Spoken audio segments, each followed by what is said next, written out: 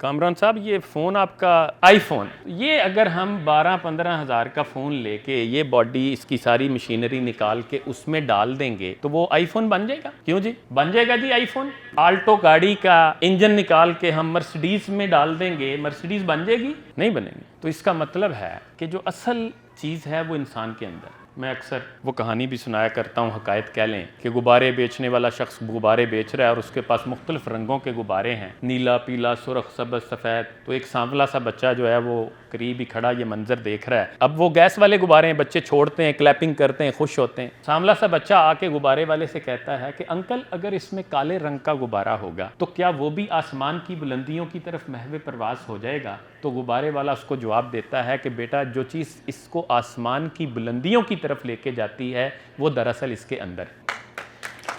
The real potential lies inside۔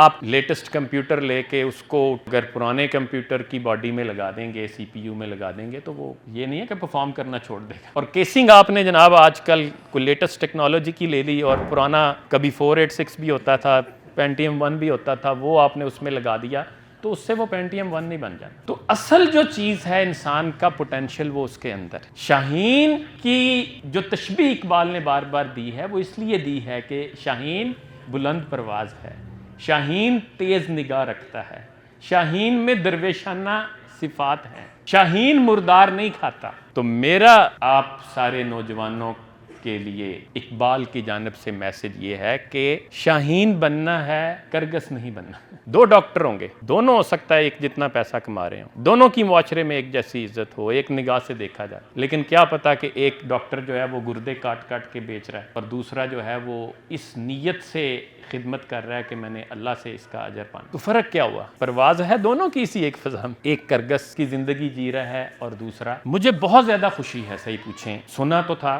آنکھوں سے دیکھ لیا کہ ماشاءاللہ ابھی کچھ لوگ باقی ہیں جہاں میں ابھی ایسا درد رکھنے والے، ایسا سوز رکھنے والے لوگ موجود ہیں جو نہ صرف اس بات کو سمجھتے ہیں کہ اقبال کو پڑھنا کتنا ضروری ہے بلکہ وہ اس کی ترویج اور اس کی اشاعت کے لیے کام بھی کر رہے ہیں۔ تو میں مبارکباد دوں گا یاسر صاحب کو اور باقی ساری ٹیم کو، باقی دوست بھی بیٹھے ہیں ماشاءاللہ سارے۔ تو میں آپ کو بھی، جتنے بچے بیٹھے ہیں یہاں، بچیاں بیٹھی ہیں، کہ یہ دیکھیں، یہ جو میں نے شاہین اور مچھلی کے بچے کی بات کہی یا باقی مثالیں دی ہیں، تو یہ سوچ ہوتی ہے جو انسان کو بڑا انسان بنا دے۔ فرانسس بیکن نے کہا تھا، میں نے دنیا کے عظیم لوگوں کو جھونپڑوں سے نکلتے دیکھا۔ تو جو جھونپڑوں سے نکلتے ہیں ان کے پاس گاڑیاں بنگلے نہیں ہوتے، ان کے پاس سوچ ہوتی ہے، ان کے پاس جذبہ ہوتا ہے۔ تو آپ نے اگر دنیا میں کوئی مقام پانا ہے تو اس کے لیے آپ کو بڑی سوچ چاہیے، اور بڑی سوچ کے لیے آپ کے پاس آپ کی اپنی زبان میں اللہ نے قرآن کا ترجمہ کرا دیا۔ اور خود یہ بھی آپ نے سنا ہوگا، اقبال نے نبی کریم صلی اللہ علیہ وآلہ وسلم کے حضور یہ بات کہی ہے کہ گر دلم آئینہ بے جوہر است، کہ اگر میرے اس آئینے میں کوئی جوہر نہیں،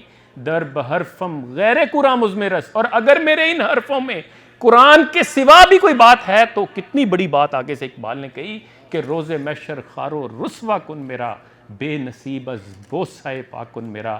تو آپ روز محشر مجھے ذلیل و رسوا کر دیجئے اور اپنے مبارک پاؤں کے بوسے سے مجھے محروم کر دیجئے۔ یہ اقبال جیسی شخصیت کہہ رہی۔ مہر میں راز درون میں خانہ، اور نغمہ کجا و من کجا، تاز سخن بہانہ ای سوئے قطار می کشم، ناکائے بے زمام وارو۔ کہ یہ نغمہ تو بہانہ ہے، یہ شاعری تو بہانہ ہے، اصل میں تو اونٹنیاں جو قطار سے نکل گئی ہیں میں ان کو قطار میں لانا چاہتا ہوں۔